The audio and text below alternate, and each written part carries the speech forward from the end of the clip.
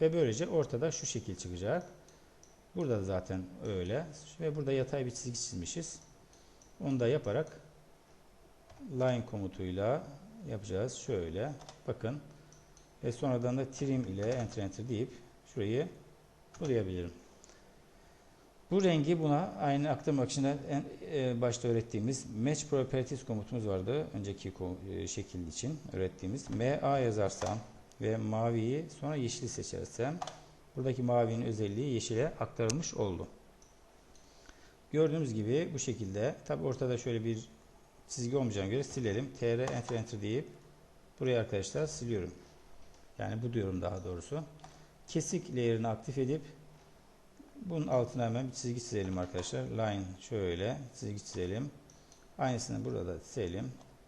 Gerekirse şunları hafif büyütebilirsiniz. İyi olabilir. Çünkü normal çizgiden büyük olması lazım. Gördüğünüz gibi bir çizgiler çok iri. O zaman ne yapacağım? Hemen özelliklerini Ctrl 1 seçtikten sonra özelliklerini değiştirebilirim. Line tip kısmını .3 yapabilirim. Escape'e basalım. 0.3 yetti. Evet.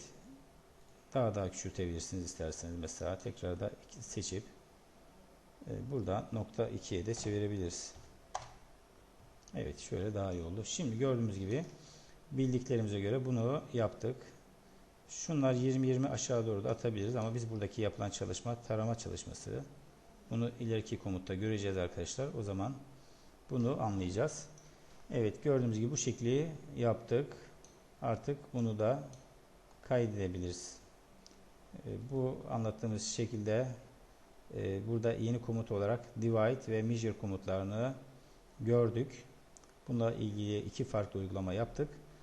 Artı point style, point ile ilgili komutu öğrendik. Point'in de bir nokta oluşturma komutu olduğunu söyledik. Evet, şimdilik bu şeklimizi bitirdik arkadaşlar. Bu çalışmayı da kaydedip çıkalım. Biz de bunu ekranı temizleyelim. Delete ile. Tekrar bir şekilde görüşmek üzere arkadaşlar.